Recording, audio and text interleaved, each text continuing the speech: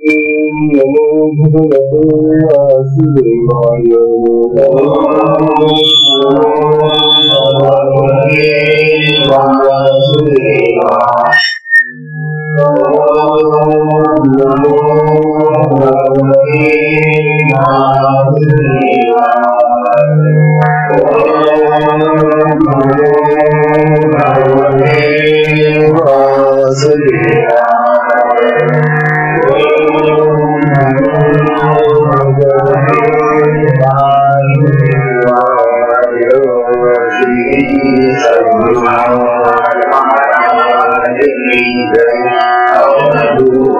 चिंतन श्री गुरुदेव परम पूज्य श्री सद्गुरु स्वामी श्रीमद महाराज की जय।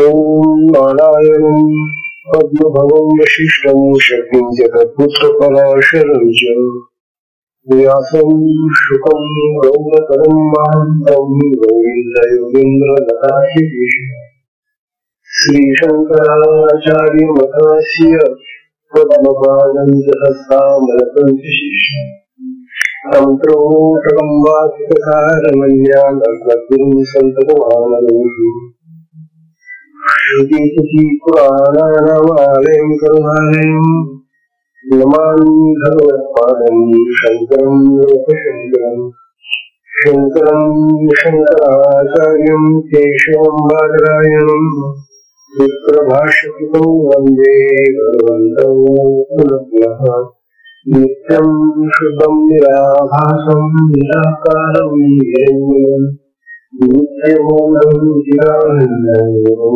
ब्रह्म नमामि ईश्वरो गुरुरात्मेति मूर्तिभेदविभागिने व्योमवत्व्याप्तदेहाय दक्षिणामूर्तये नमः।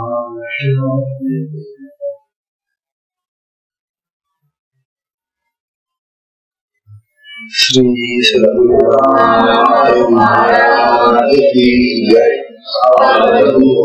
चिंतन श्री गुरुदेव दत्त परम पूज्य श्री सद्गुरु स्वामी श्रीमद महाराज की जय। सद्गुरु महाराज की जय।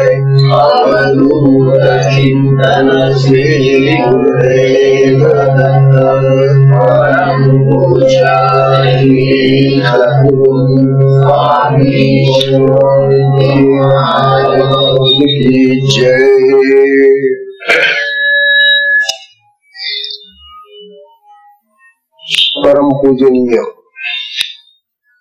परम पूजनीय श्री सद्गुरु स्वामी शिवम तीर्थ जी महाराज यांच्या कृपाशीर्वादाने हा कुंडलिनी सिद्ध महायोग म्हणजे शक्तिपाद योग यांचा सत्संग सुरू आहे। खरं आपल्या सगळ्यांच्या अंतःकरणामध्ये सद्गुरू बसलेले आहेत, त्यांना कधीही विसरता कामा नये। आता आज आणि उद्या राईपर जाऊन आपले सारे बंधू येतील। हा जो सत्संग चाललेला आहे, या सत्संगामध्ये काही विषय मौलिक आहेत, इथे प्रत्येक साधकाला माहित असणं गरजेचं आहे। काल आपण ज्या साधकाच्या 4 अवस्था पाहिल्या त्या आवश्यक आहे साधकाला माहित असणे। कारण साधकाला जर माहिती नसलं तर मग इतरांना काय उपयोग? ज्या 4 अवस्था आपण काल पाहिल्या, ही पहिली अवस्था आहे साधन करताना आपल्याला ज्या क्रिया होतात त्या क्रियांनी आपल्याला आरंभ अवस्था प्राप्त होते। आरंभावस्थेमध्ये साधक ही कुंडलिनी शक्ती ज्या वेळेला जागृत होऊन क्रिया सुरू होते, क्रिया करायला लागते आणि तुला प्राणाचा आधार मिळतो. प्राण आणि क्रियाशक्ती ह्या दोन्ही कार्य करतात. त्यावेळेला साधनेला बसण्यापूर्वी जे मन आपलं सगळं इंद्रियांचं मालक होत, त्या मनाला ती बाजूला हटवते आणि ती स्वामी बनते. सगळ्या क्रियांचा, इंद्रियांचा, शरीराचा ताबा ती घेते. हा जो प्रत्येकाला अनुभव आहे. पण आपण जेव्हा साधनेमध्ये असतो त्यावेळेला आपण मन, बुद्धी, चित्त यांनी व्यवहार करत नाही, क्रिया करत नाही. क्रिया ज्या होत्या त्या शक्तीच्या द्वारे, प्राणाच्या द्वारे. हा जो आरंभावस्थेतला आपल्याला आलेला अनुभव आहे, गुरु महाराज असं सांगतात, अहो तुम्हाला हा जो प्रारंभी प्रथमता साधनेत आलेला जो आरंभ कोणता, ही मनाला बाजूला सांगून शक्ती त्याचा ताबा घेते आणि सगळं काम शक्ती करते. मग साधनेतून उठल्याबरोबर तुम्ही कामाला करून जाता. साधनेतून उठला तुम्ही गेला बाहेर की लगेच ते मन त्याच्या जागेवरून बसतं, शक्ती निघून जाते. म्हणजे ज्या शक्तीनं तुमच्या सगळ्या क्रियांचा ताबा घेतात, इंद्रियांचा ताबा घेतात, सगळ्या क्रिया ती करत होती आणि तुम्ही तुमचं मन, बुद्धी वगैरे आणि तुमचा अहंभाव द्रष्टा बनला होता. नुसतं दृष्टिकोनाने पाहत होता तुम्ही. मग तो तुमचा दृष्टिकोना बाहेरच्या कर्मामध्ये का राहत नाही? कारण तो दृष्टिकोना राहावा म्हणून तर आरंभावस्था आहे. हिचे कशाला दीक्षा म्हणून बघा साधकांना, मी तुझ्यापैकी जे काही फार मोठं नाही, पण मला नेहमी असं वाटतं की आपल्या सगळ्या साधक बंधू गेलेली या आरंभावस्थेचा प्रयोग आपल्या कर्मामध्ये करावा. आपण जी कर्म करतो ना, जे काम करतो ना, जे व्यवहार करतो ना, शक्ती करते असं समजा. तुम्ही काय करत नाही, माझं मन काय करत नाही, आणि शक्तीच्या ताब्यात तुम्ही तो व्यवहार दिला तर का शक्ती इतकं सुंदर काम करून दाखवलं, तुमची सगळी कर्म उत्तम होते.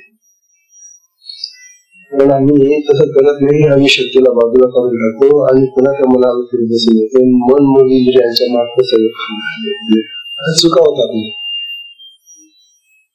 म्हणून सगळ्या साधकांनी हा आरंभावस्थेतला जो आपला अनुभव आहे तो वाढवावा, टिकवावा. आणि असा टिकला तो त्याला घटावस्था असे म्हणतात. तिची अवस्था जी आहे ती घटावस्था आहे. घट अवस्थेमध्ये घट्टपणा येतो. मग आपण बिघडत नाही. मग बाहेर असो नाही तर साधनेत असो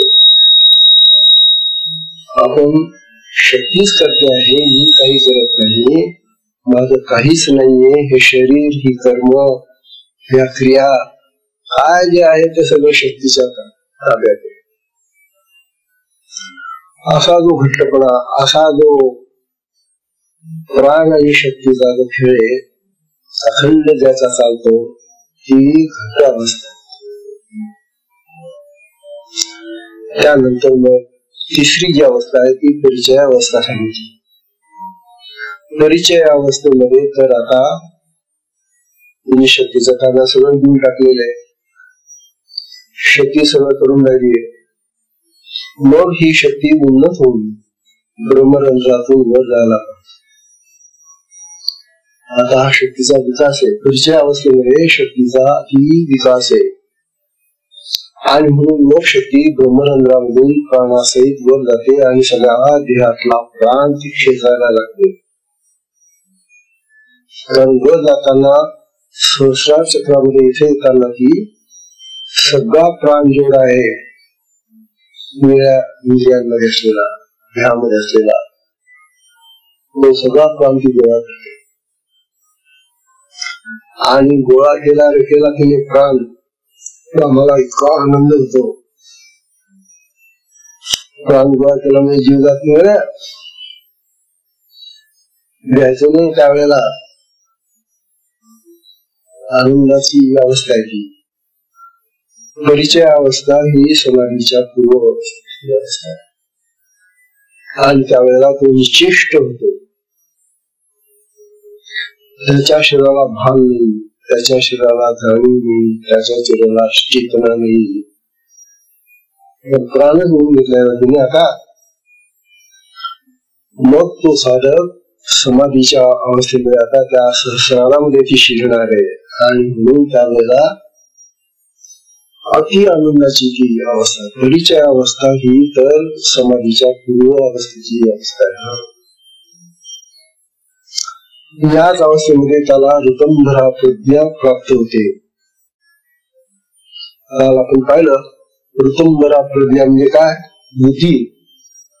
परंतु या बुद्धीमध्ये आत्म्याचं तेज आणि प्राण मिसळलेलं असतं. सामान्य जी बुद्धी आपल्या असते तिच्यामध्ये नुसती चेतना असते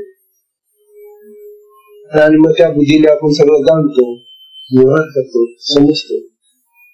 परंतु आता या ठिकाणी जी बुद्धी आलेली आहे ती बुद्धी साधी बुद्धी नाहीये. तिच्यामध्ये आता त्या शक्तीनं आपलं तेज टाकलेलं आहे, प्राण सोडलेला आहे.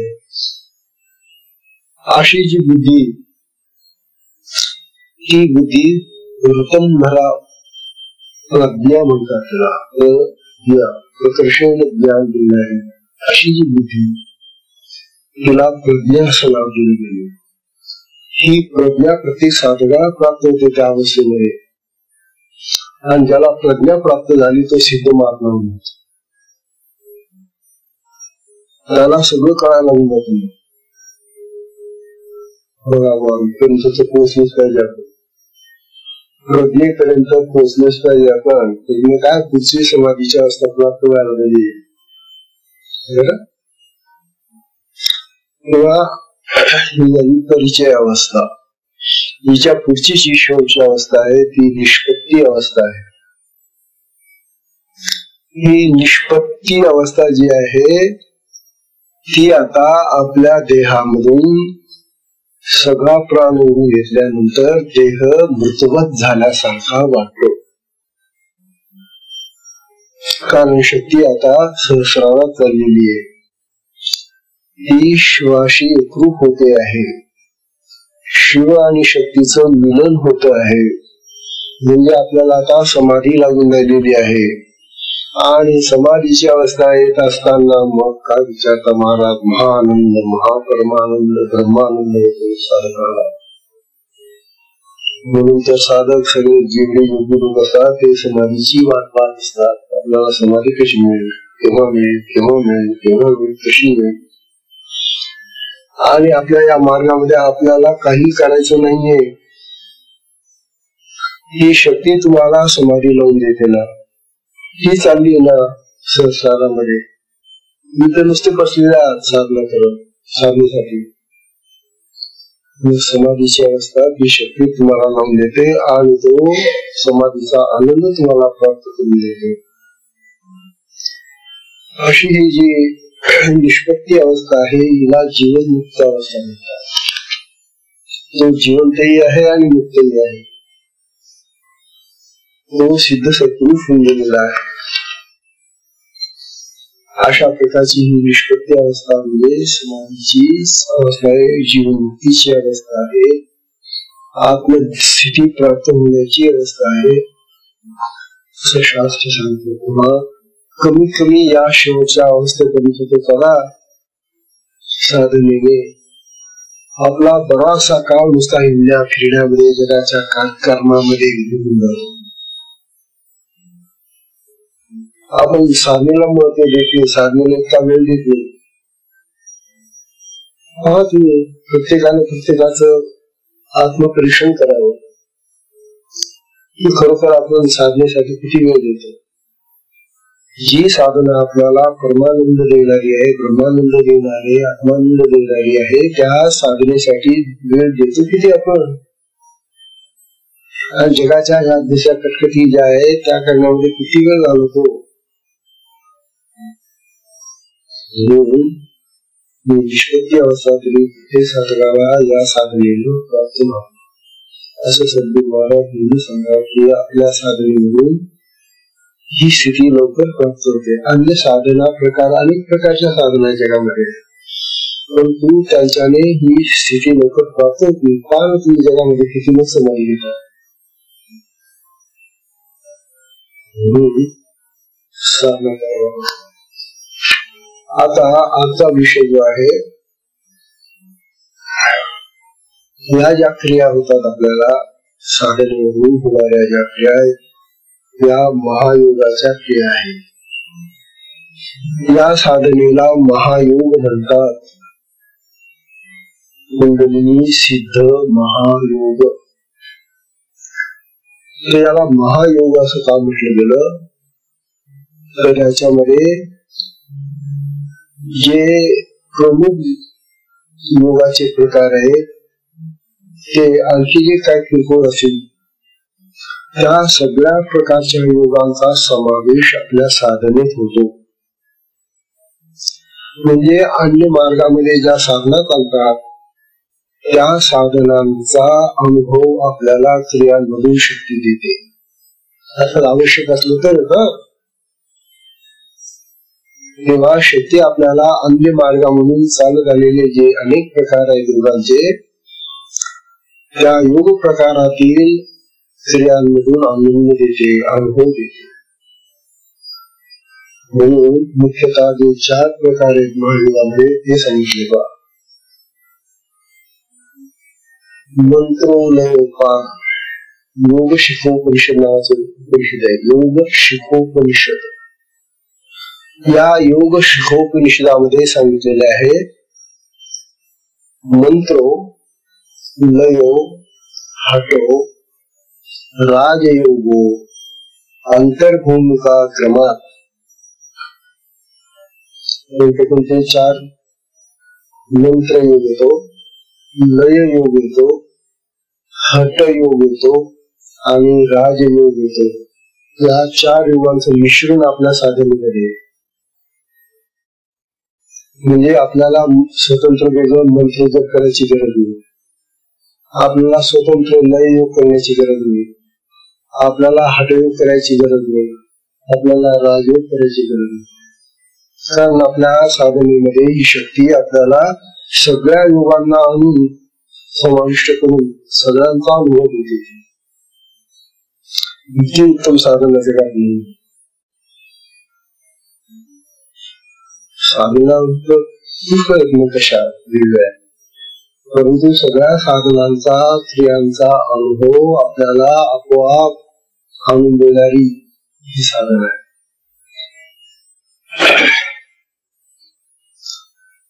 आता ह्या ज्या 4 योगांचा अनुभव आपल्याला आपल्या साधनेमध्ये होतो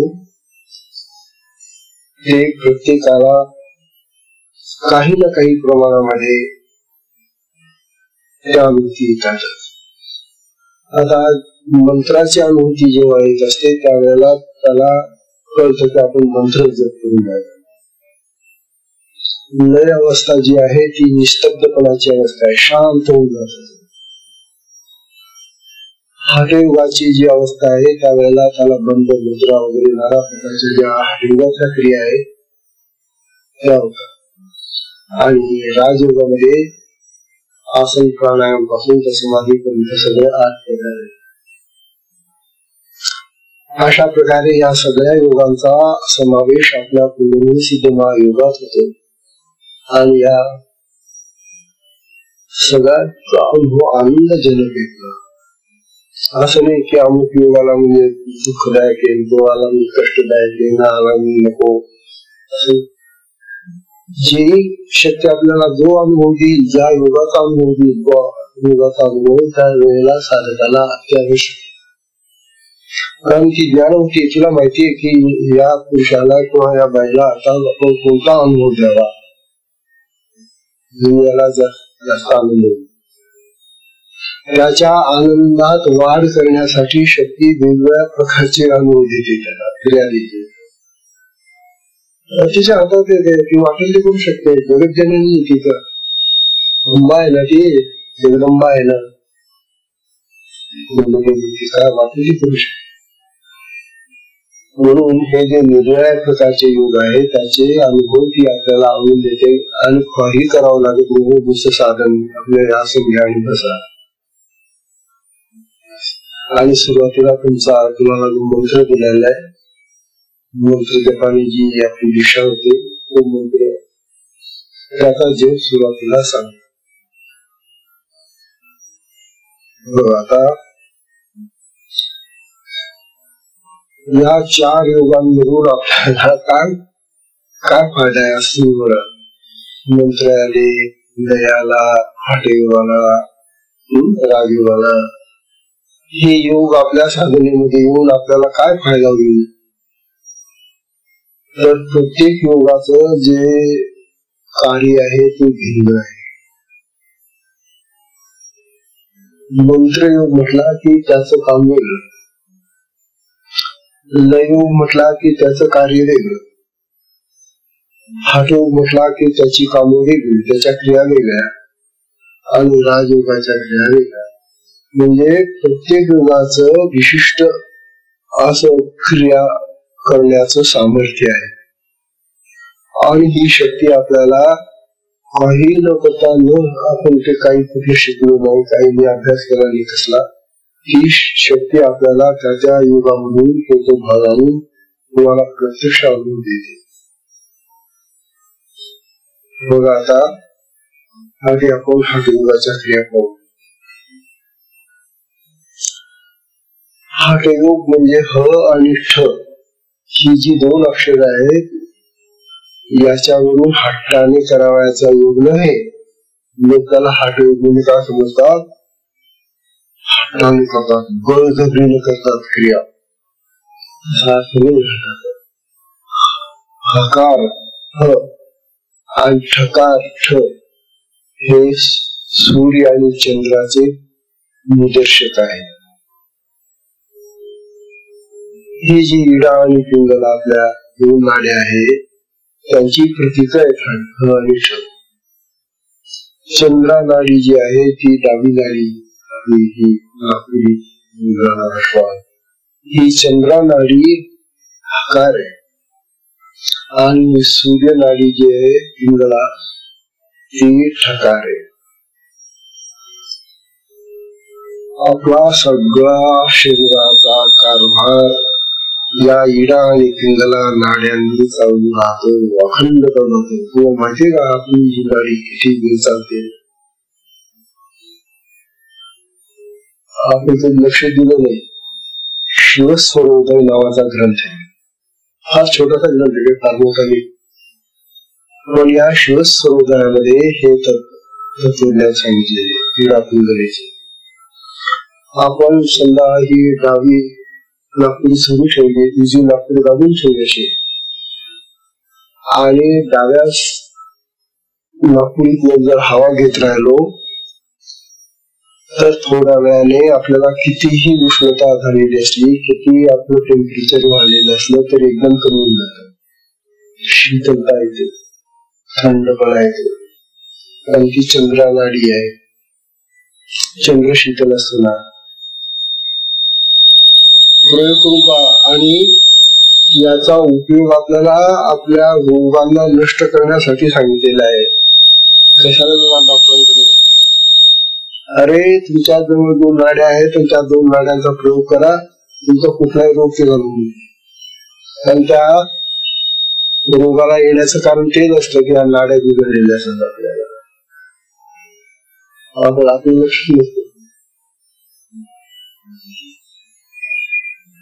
तेव्हा ही डावी लाकडी आपली सुरू होते, ती वेळ चालते, तिचे गणित आहे बरं, इतकाच वेळ ती चालेल आणि ती आपोआप बंद होऊन जाते. तुला बंद करणार कोणी यंत्र खटकाय का आपल्याला? बटन दाबलं की डावी लाकडी सुरू, बटन दाबलं की सुरू, असं काही आहे का आपल्याला? असं जर देवाने केलं असतं आपल्याला तर भलता त्रास झाला असता, नाही का? हा तुझी डावी लाकडी बंद करून येते सुरू झालं ना, बटन दाबायचं आणि ते डावी लाकडी सुरू करायचं. देवाने काही केलं नाही होते, आपोआप बंद होते. तिला समजतं की आता या माणसाच्या शरीरामध्ये एवढंच टेम्परेचर राहायला पाहिजे, म्हणून ती तितका वेळ चालते आणि आपोआप बनून जाते आणि मग उजव्या नाकपुडीला सुरू करते. मग ही उजवी नाकपुडीतून जी हवा चालते ती आपली उष्णता वाढवते. तेव्हा उष्णता थंडी वाढून वाढून आपलं टेम्परेचर सारखं ठेवते. शरीराचं तापमान सारखं ठेवणाऱ्या ह्या दोन नाड्या आहेत आपल्या. तेव्हा थर्मोमीटर तुम्ही तेच टेम्परेचर असतं का? उन्हाळ्यामध्ये जास्त व्हायला पाहिजे होतं, थंडीमध्ये कमी व्हायला पाहिजे होतं टेम्परेचर तुमच्या, आणि होईलही. परंतु या दोन नाड्यांमुळे आपल्याला हे टेम्परेचर शरीराचं सारखं राहतं. याचा कधी विचार केला का आपण? महत्वाचं वेगळं आहे. तेव्हा शिवसर्वोदय नावाचा हा ग्रंथ मी तुला सांगेल आणखी.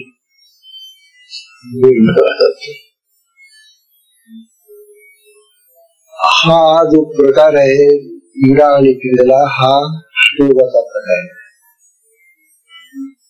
तेव्हा हठयोग म्हणजे हट्टाने करायचा योग नसून इडा आणि पिंडलांनी चालणाऱ्या नाड्यांनी करावयाच्या क्रिया आहे. मग याच्याने काय होतं म्हणतात ते सांगता येतात. तेव्हा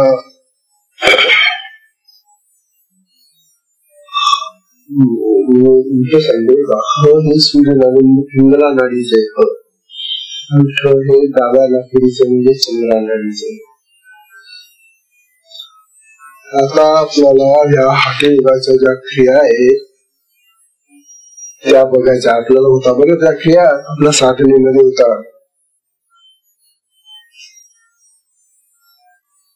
योग शिकोपणी सांगत हकारा कीर्तिता सूर्य हकारा चंद्र उच्यते.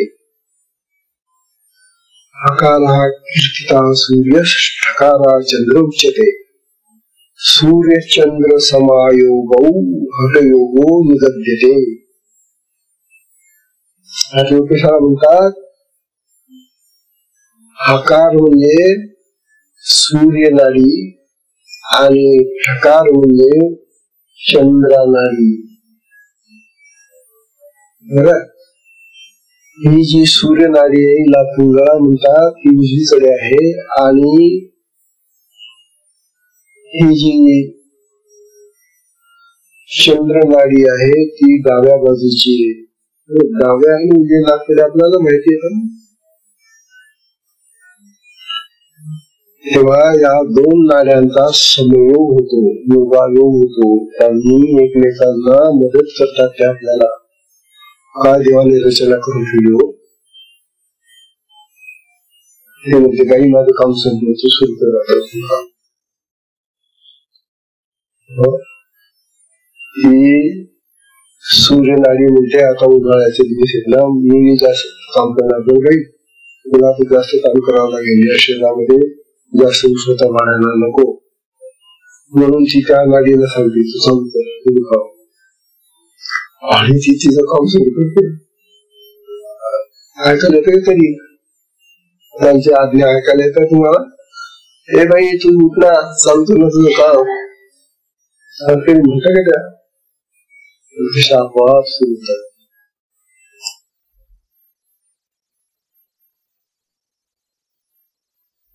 मुद्रा, प्राणायाम, बरं, हे आपल्याला या दोन नाड्यांमुळे सुरू होतात. बरं, यामध्ये साधकाला कुठलाही प्रयत्न करावा लागत नाही. म्हणजे हठयोगाचा पुरुषार्थाने प्रयत्नाने हठयोग करतात त्यांना मात्र नाकपुड्या दाबावं लागतात आणि ते करावं लागतं. काही मुद्रा अशा मुद्रा आहेत की त्या मुद्रा प्रयत्नपूर्वक ते करत असतात, परंतु आपल्या साधनेमध्ये कुठलीही मुद्रा बंद, काही भस्त्रिका, प्राणायाम, कुठलाही शक्ती लागली आणि गरज असली तरच लावते शक्ती. विनाकारण तुला अनुभव देतो तसं तो देत नाही. तेव्हा वातक्रम, शरीरामध्ये वात निर्माण होताना हा तुम्ही आता प्रत्येकाच्या शरीरामध्ये वात आहे आणि ही वाताची दुखणी बहुतेक लोकांना असतात. वात पीडा, पित्त प्रकोप होतो, पित्त असते. वात, पित्त आणि कफ हे 3 प्रकारचे आपल्या शरीरामध्ये धातू आहेत किंवा प्रकार आहेत. आता ज्या माणसाचं वात प्रकारचं शरीर असेल त्याला वाताचे रोग होतात. जर या शक्तीकडे लक्ष दिलं नाही तर त्याला वात होतो. आणि वाताचे अनेक प्रकार आहेत. मी आता वैज्ञानिक विचार अनेक प्रकारचे रोग होतात वाताने. पित्ताने अनेक रोग होतात आणि कफाने तर ही छाती बुडून जाते. वात, कफ आणि पित्त या 3 अशा व्याधींना ठिकाणावर आणण्यासाठी हठयोगाचा प्रयोग, हठयोगाच्या क्रिया आहे. हठयोगाच्या क्रियांनी शक्ती तुमचा वातही कमी करते, तुमचं पित्त कमी करते, तुमचं हे फुफ्फुसातलं कफ कमी करते. एवढा प्राकृतिक शक्ती आपल्यावर. हे साधका तुझ्यासाठी मी बसले, तू काही करू नको, फक्त तू माझ्याकडे लक्ष दे, तू माझी साधना कर. मग बघू आपण तुला वाद तुला देतो का, कप देतो का, काय देतो मी पाहते. अशी शक्ती सांभाळते आपल्याला. कारण आपल्या शक्तीवर भरोसा नाही ना, म्हणून आम्ही डॉक्टरांकडे बोलतो, इंजेक्शन घेतो, गोळ्या खातो. तेव्हा हठयोगाच्या क्रियांनी किंवा शक्ती आपल्याला आपल्या देहामध्ये असलेले हे जे 3 घटक आहेत ते समतोल ठेवते. त्यांची गरज आहे. पूर्ण वात काढून टाकत नाही, कारण त्याची काही गरज आहे. पूर्ण पित्त हटवत नाही, पूर्ण कफ काढत नाही, आणि त्यांचाही काही उपयोग आहे आपल्या शरीराला. म्हणून तेवढा ठेवते आणि बाजूला काढून टाकते. एवढ्या शक्तीचा उपयोग तिला सगळं माहिती आहे. म्हणून तशा प्रकारची ती क्रिया घडवते. बघा, वातक्रम, युतक्रम, शीतक्रम, भस्रा, वायुसार, लवली, कपालभाती, बस्ती या हठयोगाच्या क्रिया आहेत. आता हठयोग जे लोक शिकवतात, हठयोगाच्या क्रिया दर्शवतात, त्यांना हे सगळं माहिती असतं. पण आपल्या साधनेमध्ये कोणी शिकवणारा असो नसो, ती शक्ती यातली कुठली क्रिया तुम्हाला ती आपोआप लावून देते आणि त्या क्रियाच्या माध्यमातून तो काय तो विकार करणार असेल तो नाही सांगते. केली पाहिजे मात्र साधना. मला मी साधना न करताना मला शक्ती असं काम नाही करू देणार. मी किती नारळ फोडतो तिला, मी किती पूजा पाठ करून तिचा. लोक पूजा पाठ करण्यावर जास्त भर देतात. यंत्र घेतात, श्रीयंत्र घेतात आणि त्याची पूजा करत असतात. का किंवा हे असं काही बोलू. अरे ती श्री देवता तुझ्या आत ती कुंडली आहे, ती श्री आहे. तिची पूजा करणार, तिला काम करायला वेळ देणार, तिची साधना कर ना तू.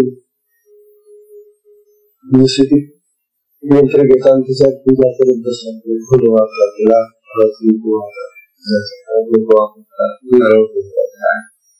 याच्यात काय होणार आहे? दुखणात आहे आणि बाहेरून विचार करून राहिलो.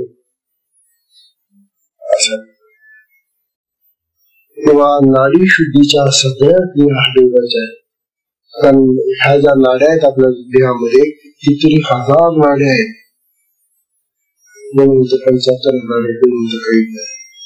बारीक बारीक बारीक बारीक बारीक कशा इतक्या बारीक नाड्या त्याच्याही तर बघू. हे डॉक्टर व्यवस्थित फार करतात ना, त्यावेळेला म्हणतात बारीक नाड्या हो. आणि त्या नाड्यामधून कुठून कसला प्रवाह वाहतो, रक्ताचा वाहतो, अशुद्ध रक्ताचा येतो, शुद्ध रक्त सगळं शरीरात पसरलं जातं. काही वायू वाहिन्या आहे, काही वायू प्राण आपण जो श्वास घेतो ना, तो श्वास सगळ्या शरीरामध्ये पसरवणाऱ्या नलिका आहेत, नळ आहे. पण त्या शक्तीला हे सगळं माहिती असतं आणि म्हणून ती शक्ती आपल्या सगळ्या नाड्यांना शुद्ध करते. कुठल्या नाडीमध्ये कुठला अडथळा आला हे तिला चटकन करते. आणि तशा प्रकारची क्रिया आपल्याला साधनांनी ती नाडी शुद्ध करते. नाडी शुद्धी हा हरियोगाचा फार मोठा लाभ आपल्याला. म्हणून आपल्या शरीरामध्ये हरियोगाच्या क्रिया सुरू झाल्या की आपल्या शरीराला शुद्धी करण्याची शक्ती कार्य करते. तेव्हा हरियोगाच्या क्रिया झाल्या. त्यानंतर आता मंत्रयोगाच्या क्रिया आहेत. हठ, मंत्र, लय आणि राजयोग 4 योगाच्या क्रिया आहेत ना. आता हा जो मंत्र योग ना महाराज, हा मंत्र तर तुम्हाला मुद्दाम सांगण्याच्या वेळेला द्यावाच लागतो. मंत्रयुक्त साधना ही जास्त साधकाला उपयुक्त असते असं आपले सद्गुरू श्री तुम्हाला नेहमी सांगतात. म्हणून प्रत्येक साधकाला त्याच्या देवतेचा, त्याला ओळणाऱ्या देवदेवतेचा मंत्र जर दिला तर तो मंत्र त्याला त्याच्या साधनेमध्ये आणखी बल देतो, शक्ती देतो. मंत्र म्हणजे मननात त्रायते इति मंत्र, अशी त्याची व्याख्या आहे. मननात त्रायते. तुम्हाला जो मंत्र दिलेला आहे त्याचं मनन करा, त्याचा अर्थ समजून घ्या आधी, आणि त्याच्यावर मनन म्हणजे चिंतन मनन करा, स्मरण करा त्याचं, आणि त्याचा जप करा सांगितलं जातं. आणखी एक गोष्ट लक्षात ठेवा की मंत्रावर मोठमोठे ग्रंथ, मंत्र मोहदधी नावाचा एवढा ग्रंथ आहे, त्याच्यामध्ये अनेक मंत्र आहेत. आपला हा देश म्हणजे भारतच प्राचीन काळापासून प्रसिद्ध आहे हो. अनेक प्रकारचे मंत्र आहेत. मंत्र मोहदधी, मोहदधी म्हणजे महासागर, मंत्रांचा महासागर आहे. तो ग्रंथमध्ये होता, तो काढून घेतला माझा त्या लोकांनी. तो मंत्र मोहदधी मध्ये इतके मंत्र आहेत, पण त्या मंत्रांचा जप करण्यात अर्थ नाही. लोक काय करतात, बुवा भेटला, बाबा आम्हाला असा त्रास होतो, मग तो बाबा म्हणतात बाबा मग हा मंत्र घे आणि ते जप कर. असे जे कामना युक्त होऊन मंत्र घेणारे आणि मंत्र देणारे गुरु आणि शिष्य असतात, त्यांच्या त्या मंत्राने थोडाफार लाभ होईल होणार नाही असं मंत्र येतो. परंतु खरा मंत्राचा उपयोग आपल्याला शक्तिपात साधनेत होतो. कारण शक्तिपात साधना ही कुंडलिनी सिद्ध महायोगाची साधना असल्यामुळे सद्गुरूच्या मुखातून ज्या वेळेला तो मंत्र जातो त्यावेळेला तो मंत्र चेतन होतो. चेतन आणि अचेतन मंत्रामध्ये फरक आहे. उदाहरणार्थ पहा, आता ही ट्यूब जळून राहिली आहे, हा जो प्रकाश आहे हा चेतन प्रकाश नाही, जड प्रकाश आहे. कारण या प्रकाशाला काहीच कळत नाही. समजा आपण सगळे इथून उठून गेलो तर तो आपोआप बंद का, त्याला कळेल का नाही. म्हणजे हा जो प्रकाश आहे, प्रकाश काय येतोय, परंतु या प्रकाशाला चेतन नाही. चेतन म्हणजे जाणून नाही, कळत नाही. लहान मुलगी असते, तिला जाणीव आहे, हा तुम्ही कुठेचा ठेवा, तुम्ही सगळे गोड पदार्थ बरोबर ती शोधून काढते. अरे याचा जीव काय, तिला का कुठे माग असेल, कुठे जीव असेल, तिची काय असेल, कोण तुम्ही कुठे ठेवावं, गोड पदार्थ तुम्ही करून ठेवले किंवा काही तिचं खाद्य असेल तर ती बरोबर शोधून काढते. ती चेतन आहे, तिला ज्ञान आहे.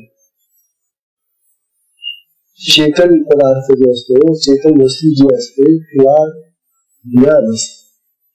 तेव्हा मंत्र जेव्हा चेतन होतो तेव्हा तो ज्ञानयुक्त होतो. म्हणून गुरुच्या मुखातून येणारा मंत्र हा चेतन मंत्र असतो. आणि अन्य जे पुस्तकातून किंवा अन्य ठिकाणाहून घेतलेले जे मंत्र असतात ते जड मंत्र असतात. जड मंत्राने फार तर तुमचं चित्त एकाग्र होते, फार तुमच्यामध्ये सत्वगुण वाढेल, आहे लाभ त्याचे लाभ कशाने, परंतु चेतन मंत्राने तुम्हाला ज्ञान होत, त्या मंत्राकडूनच तुम्हाला ज्ञान प्राप्त होते. म्हणून चेतन मंत्र गुरुच्या मुखातून यावा लागतो. आणि ते गुरु तसेच पाहिजे तुला. तेव्हा चेतन मंत्र आपल्याला फार लाभदायक आहेत. आणि आपल्या साधनेमध्ये तर गुरु महाराज असे नेहमी सांगत आलेले आहे की मंत्रासहित दीक्षा द्या. ज्या संकल्प दीक्षा असतात त्या संकल्प दीक्षेमध्ये मंत्र नसतो. म्हणून आपला हा जो सगळ्यांना जमून आपण या दीक्षा देतो त्यावेळेला मंत्रासहित दीक्षा घेऊन तेव्हा त्रायते मंत्र हा मौन आपल्याला त्रायते म्हणजे रक्षण करतो. मंत्र रक्षक आहे, कारण तो चेतन आहे. मंत्राला ध्यान आहे आता, आणि ध्यानवान जो असतो तोच रक्षण करू शकतो. आम्ही जर म्हटलं तर एखादा काय दगड म्हणा किंवा लाकूड म्हणा किंवा काही बांबू म्हणा हा आमचं रक्षण करेल, त्याला ज्ञान आहे का? ज्ञानवान ज्याला कळतं तोच रक्षण करू शकतो ना. जे जड पदार्थ आहेत ते रक्षण नाही करू शकत. म्हणून जड मंत्र रक्षण नाही करू शकत. म्हणून चेतन मंत्रच आपल्याला रक्षण करणारा असतो. आणि तो गुरुच्या मुखातून आल्यामुळे ते चेतन होतो असं शास्त्र सांगतं. तेव्हा मंत्राचा जप करता करता आपण मंत्र घेतला, दीक्षा घेतली, दीक्षा घेताना तो मंत्र मिळाला आणि तो मंत्र जप करता करताना तो मंत्र सुचून जातो.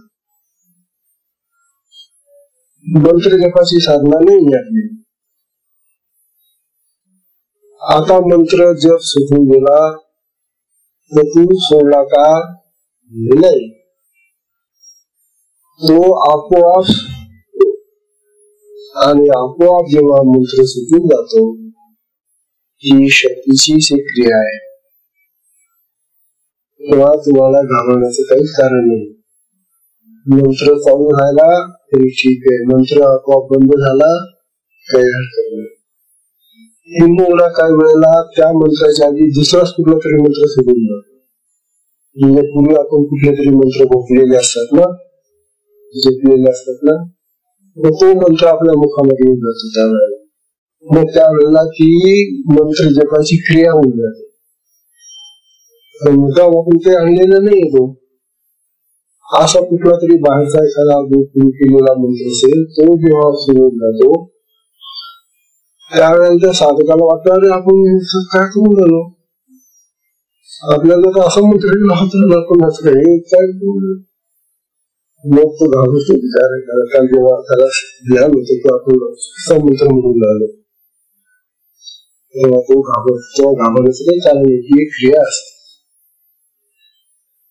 तेव्हा मंत्र हा क्रिया बनून जातो. मग मंत्र जप ही क्रिया होऊन जाते, म्हणून घाबरण्याचं कारण नाही. तेव्हा मंत्राचा जप बंद हो वा सुरू हो, परंतु मंत्र जपाचे काही फायदे आहेत. जेव्हा मंत्र तो जपत असतो त्यावेळेला जर त्याचा अहंभाव, त्याचा काय कामना, वासना, इच्छा अशा काही गोष्टी ज्या आहेत त्याच्या मनामध्ये त्या जर जागृत झाल्या त्यावेळेला जप करत असताना, तुम्ही आता हा मंत्र मोठा जप करून राहिलो, लोक काय म्हणतील मला, त्याला काहीतरी अशी भीती वाटते म्हणा, त्या लोकांचं काहीतरी त्यांना भयासारखं काहीतरी वाटतं आणि म्हणून तो मंत्र जप करताना संकोच करतो, मोठ्याने मंत्र म्हणत नाही. मनातल्या मनात म्हणून, अरे बाळा आता तू आता मनातल्या मनात म्हणून राहिला, मग घरी काय कशी तू मनातल्या मनात मंत्र म्हणल्याने मंत्र जपाची जी प्रक्रिया आहे, जी स्पंदन आहेत, जे थरथरणं आहे, जी स्पंदन आहे, ज्या लाटा आहेत त्या निर्माण होत नाही. आणि म्हणून मंत्र जप करताना मोठ्याने बोलावा, मोठ्याने करावा. मोठ्याने करता करता आपोआप लाटा तयार होऊन जातात जपाच्या आणि शक्ती प्रगट होऊन जाते. आणि त्या शक्ती आली, क्रियावती झाली, मग तुमचा मंत्र चालू न चालू मुख्य नाना प्रकारची क्रिया करते. याच्या संबंधी एक कथा फार सुंदर आहे, आता वेळ नाही, थोडक्यात सांगून टाकतो. मधुवनामध्ये भक्त प्रल्हाद हे सगळे छोटे छोटे बालक, ध्रुव हे लहान लहान बालक त्या काळामध्ये, पूर्वीच्या काळामध्ये नष्ट झालेला. जेव्हा हा ध्रुव गेला त्या ठिकाणी, आईने त्याला सांगितलं देवाची भक्ती कर. तो निघून जातो आणि एका खडकावर दिल्या जाऊन मधुवनामध्ये तो बसतो तिथे नुसता. त्याला तर लहानचं बालक असायचं, किती 5-6 वर्षाचा असतो ध्रुव, त्याला तर काहीच माहिती नसत. आईने सांगितलं देवाची ही भक्ती कर, म्हणून तू जातो निघून अरण्यामध्ये बसतो. आता तिथं तो त्याचा दगडावर बसलेला आहे, ध्रुव काही करत नाही, चुपचाप बसलेला आहे. आईने तर सांगितलं की देवाची भक्ती कर, मग तुला कसं मिळालं, तुला प्राप्त मिळालं, तसं येत नाही. मग तो ते लालच त्याचे तेव्हा त्याने डोळे घट्ट लावून घेतले. कोण थकून गेला असेल की काही येत नाही देवाचा, जाऊ द्या. आणि त्याने डोळे घट्ट लावले.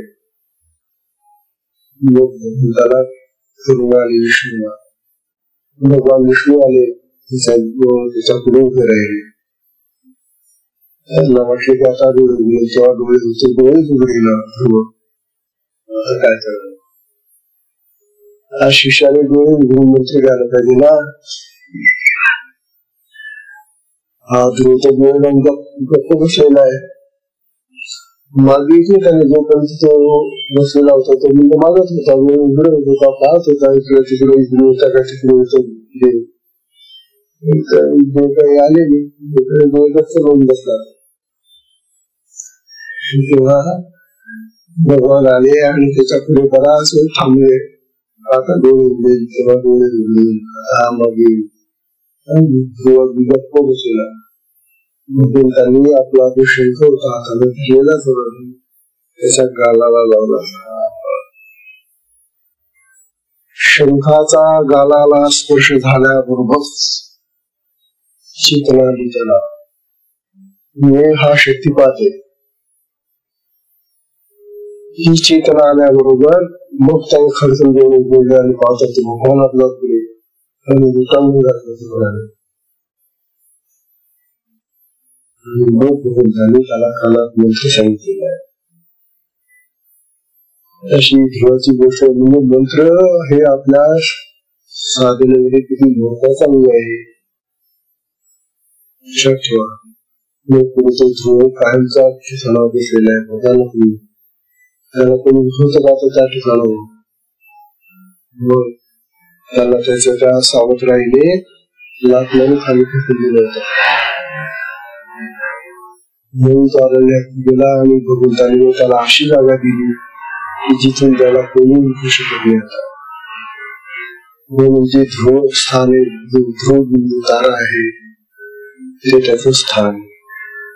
किंवा असं जर तुम्हाला आढळ स्थान पाहिजे असेल तर अशा तऱ्हेने ध्रुवासारखी प्रतिष्ठा करा. म्हणजे भगवंताचं नाव घ्या, मंत्र जप करा, ते सगळं प्राप्त होईल. सगळ्याच्या आता वेळ झालेली, आत्मनात वेळ झाला. बरं भाऊ, रेकॉर्ड घरात काय म्हणजे कॅशे पटकन संपून जातं. अर्धीच कॅशेट सगळ्याची आता बरोबर वेळ झाली. 8 वाजले, 7 ला सुरू झालेला होता. आजच्या सत्संगाला विश्राम देऊया. थोडस लवकरच चाला, म्हणजे बरं होत जाईल. कारण तुम्हाला घरामध्ये काम असतं. उद्याचा दिवस राहिला आहे, उद्या रात्र येते ना, आणि उद्या परवा तर आपली रामनवमीचा उत्सव होईल. आजच्या सत्संगाला विश्राम देऊया. हरिओम.